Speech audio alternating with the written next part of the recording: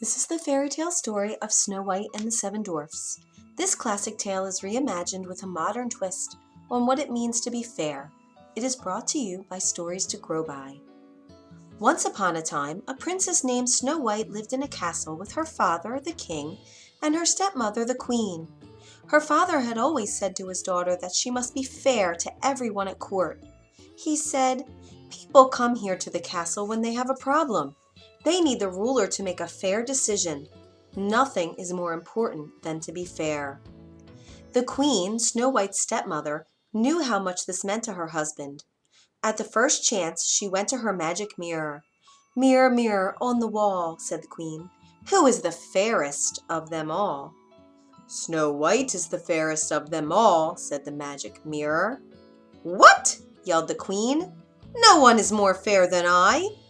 The queen must have the best of everything. Everyone knows that. What could be more fair than that? "Snow White is the fairest of them all," repeated the magic mirror. "What do you know? You're a mirror," roared the queen, and she stormed off. Still, the queen was bothered. So bothered was she that the queen decided to be rid of the girl once and for all. "I cannot wait another day," she declared. The queen called for her servant, a huntsman. "Find a reason to take Snow White deep into the woods," she said, pointing her long finger at the servant. "Then kill her." The huntsman was shocked. But she was the queen, and what could he do? The next day he took Snow White into the woods. As he drew his knife to slay her, Snow White turned around. "Look," she said, taking something out of her pocket. "You have always been so good to me." She held in front of him 6 perfect arrowheads that she had carefully shaped. "Do you like them?" she said. "They are for you." "Snow White," said the huntsman, "I cannot do this." "Do what?" said Snow White. The servant dropped to his knees. "The queen, your stepmother, ordered me to kill you," he said, "but I cannot." "She did what?" Snow White called out with alarm. "You must run away," said the huntsman, "far into the woods now, and never come back to the castle." Snow White turned and ran into the woods as fast as she could. Deeper and deeper she ran. It was getting dark, and the wolves were starting to howl. She tripped and her skirt was torn. Tall tree branches seemed to reach down to the very ground to grab her. She was scratched, bleeding, and scared. Yet she ran on and on. Then, all of a sudden, in the distance, there was a light. Who was living so deep in the woods? She stepped up closer and saw that it was a cottage. Yet no sound came from the cottage, only light from the windows.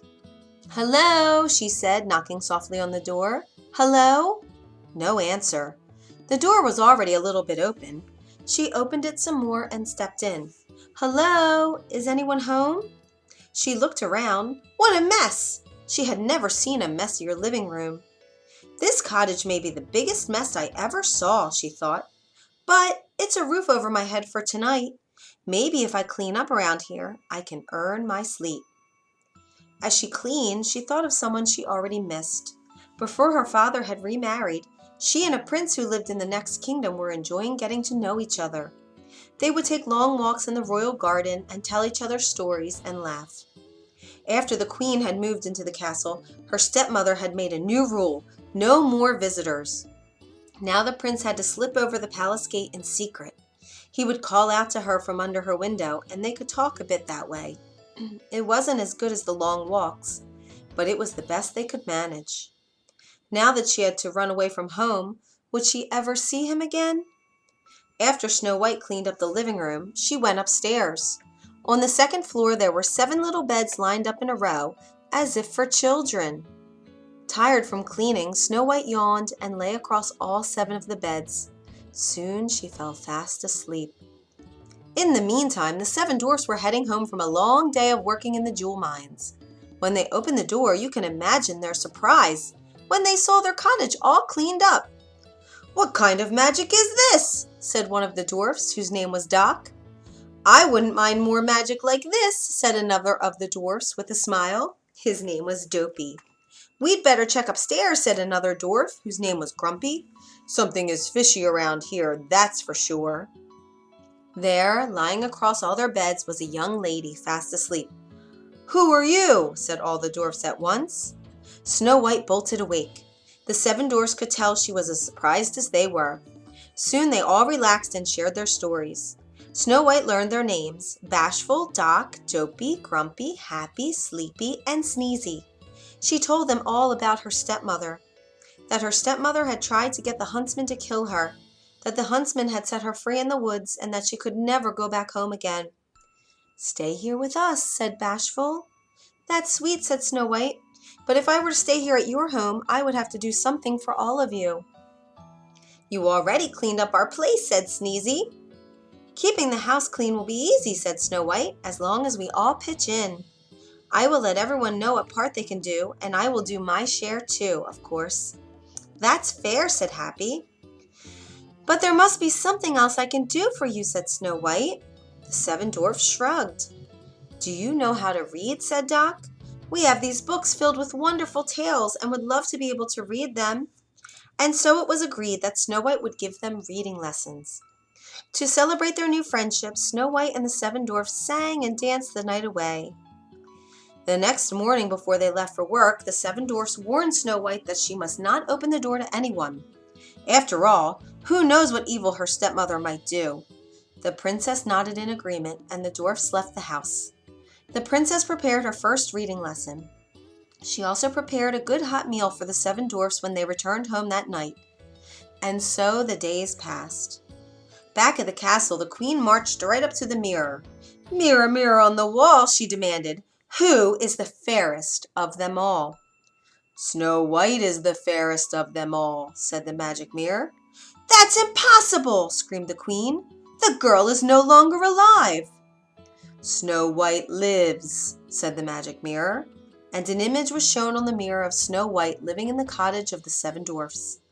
The queen turned red with rage. She screamed, "She will not get away with this!" At the cottage of the dwarfs the next afternoon, when the Seven Dwarfs were away at work, there was a knock on the door. "Who is it?" said Snow White. She remembered the warning of the Seven Dwarfs not to open the door to anyone. "It's only a poor old woman," came a squeaky voice, "selling apples." Yet it was the evil queen, disguised as an old woman. "It's raining out here, my dear," said her voice through the door. "Please let me in."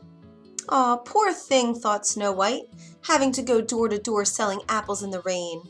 And so she opened the door. "Take a look at this big red apple," said the old woman, who, as you know by now, was really the queen in disguise. She held the red apple close to Snow White's face. "Lovely, my dear, isn't it?" "I would like very much to buy your apple," said Snow White, "but I have no money." "That fine comb in your hair will make a good trade," said the old woman. "Well, all right then," said Snow White. She took the comb out of her hair and gave it to the old woman, who then gave her the apple. Snow White took a big bite. Alas, the fruit was poisoned! At once, Snow White fell to the ground in a deep sleep. Just then the door flew open. In marched the Seven Dwarfs, home from their day's work. Shocked indeed they were to find Snow White lying on the floor and what must be her stepmother beside her, laughing. They chased that evil queen out the door and into the storm. Up to the very top of a mountain they chased her. All of a sudden, lightning hit the mountain. The queen fell, and she was never seen again. But there was nothing to help poor Snow White. She stayed absolutely still in her deep sleep. The Seven Dwarfs gently lifted her into a glass coffin. Day and night they kept watch over her. One day, the prince happened to pass through. Ever since he had learned that Snow White was missing at the castle, he was searching for her far and wide. Now he had finally found her, but in such a state! The prince pulled open the glass coffin. Her face seemed so fresh, even in that deep sleep. He gently took one of Snow White's hands in his own and kissed it. At once, Snow White's eyes opened. With love's first kiss, the evil queen's spell was forever gone. Now nothing stood in the way for Snow White and the prince to be together forever. They returned to the kingdom and lived happily ever after. The end. If you enjoyed this story, you can find more at storiestogrowby.org.